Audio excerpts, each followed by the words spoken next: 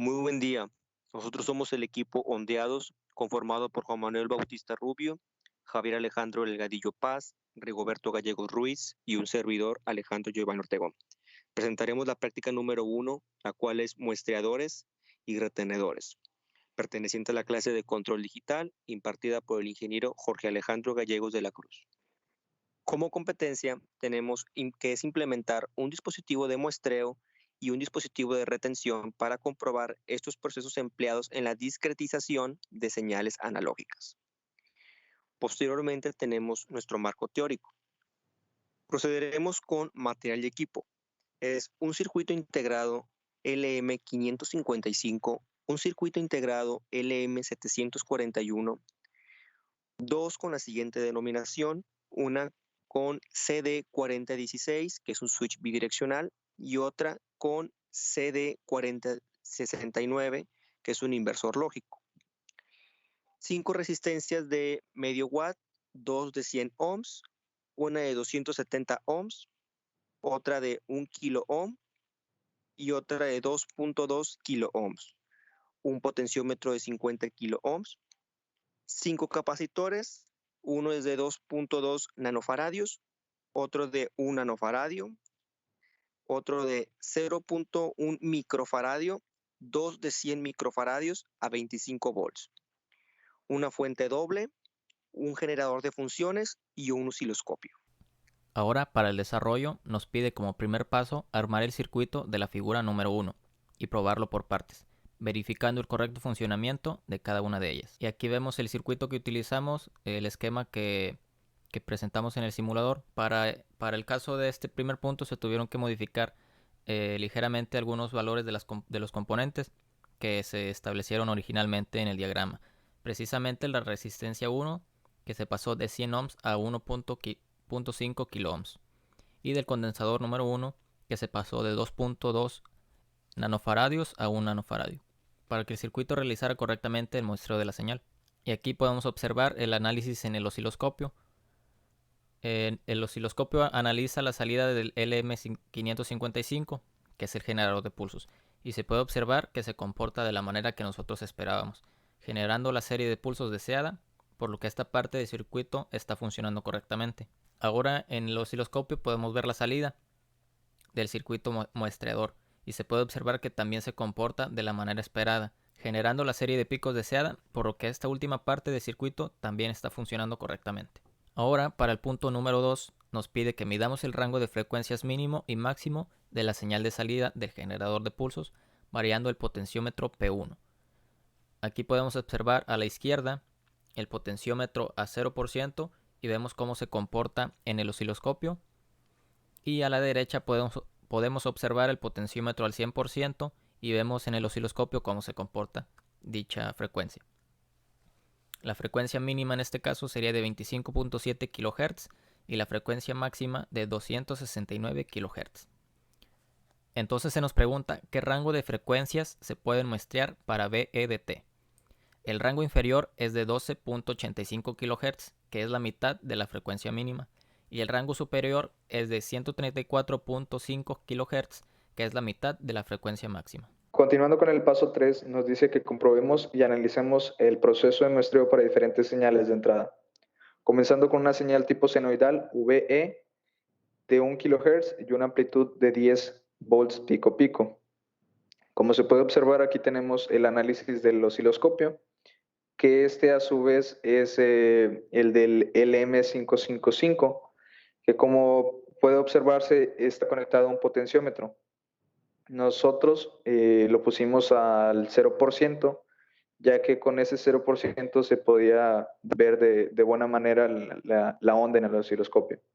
Aquí pusimos un comentario que para este caso solo fue necesario utilizar la frecuencia mínima de 23.8 kHz con el porcentaje de 0. Esto es para el LM555, generador de pulsos, y se puede apreciar perfectamente los picos ya que es casi 24 veces más grande y eso es más que suficiente, como se los comentaba. Bien, continuando con el paso 4, nos dice que variamos la frecuencia de señal senoidal a un valor de rango de 30 kHz a 50 kHz y observemos el comportamiento simultáneo de las señales de entrada VE y la salida VE. Asterisco, que aquí ajustamos el valor de frecuencia para obtener un proceso de muestreo equivalente. De igual forma, hacemos el análisis en el osciloscopio y se pueden ver dos frecuencias. En este caso, la frecuencia de entrada se ajustó a un valor de 40 kHz y la frecuencia proveniente del LM555 a un valor de 269 kHz, para que fuera más preciso el muestreo, pero a partir de los 80 kHz ya es posible visualizarse el muestreo. Continuando, nos dice que en qué frecuencia se presenta el fenómeno de aliasing. De igual forma, hacemos el análisis en el osciloscopio y se muestra una frecuencia. Y hacemos el comentario que dice que esto ocurre cuando la frecuencia que proviene del LM555 tiene un valor inferior a 80 kHz, menor que el doble, debido a que esta frecuencia no permite que realices un adecuado proceso de muestreo. Seguiremos con el paso 5. En este paso se grafica las señales de cada punto con sus rangos correspondientes en cada etapa. Posteriormente tenemos el rango de funcionamiento de la etapa de muestreo, el cual funcionó a partir de 12.9 kHz hasta 134 kHz, siendo esto un valor esperado y concuerda con el teorema de Shannon. Seguiremos con el paso número 6, el cual nos piden que retiremos la resistencia número 5, la cual es de 270 ohms. Todo esto porque esta resistencia afecta el comportamiento del circuito retenedor que se adicionará a la salida del muestrador. Y como podemos observar, en el circuito que nosotros utilizamos, aquí ya se retiró la resistencia número 5. Continuando con el paso número 7, nos pide que añadamos el circuito de la figura número 2 a la salida del circuito de la figura número 1, el cual realizará la función de retención, que representa el segundo proceso que se debe aplicar a las señales analógicas para transformarlas en señales digitales. A continuación vemos el circuito que se utiliza. Es simplemente el circuito original al cual se le añadió o se le implementó el circuito de la figura número 2. Y continuando con el paso número 8, nos pide que dibujemos la señal de entrada, la señal de salida del muestreador y la señal de salida del retenedor para el rango de frecuencias que se muestrean y retienen en forma apropiada. Bien, al realizar el análisis en el osciloscopio obtenemos tres señales. De color rosa está representando la señal de entrada, de color azul está representando la señal de salida del muestreador y de color verde está representando la señal de salida del retenedor. Como podemos observar, las tres se están comportando de una manera esperada y vemos que la señal de salida del muestreador coincide con la señal de entrada, por lo que podemos decir que la señal analógica se logró discretizar a una señal digital, cumpliendo así con el objetivo de la práctica. En términos generales, la práctica no fue muy difícil ya que se tiene experiencia con el simulador utilizado, en este caso fue el Multisim, pero se tuvieron algunas dificultades con el componente CD4016, ya que no se encontraba en la librería de la versión para estudiante del simulador, por lo que se tuvo que realizar o utilizar una versión anterior, pero en versión completa o Power Pro, que es donde se puede encontrar un símil con la denominación MC14016BCP, el cual pudo permitir que se llevara a cabo esta práctica. También se tuvieron que ajustar de manera mínima algunos valores de los componentes, tal y como se indicó anteriormente, pero la estructura del diagrama requerido se respetó en totalidad. Personalmente puedo concluir que el circuito que implementamos para este proceso de muestreo y retención de señal me pareció muy interesante, ya que nunca había realizado de esta manera y con estos componentes un proceso similar.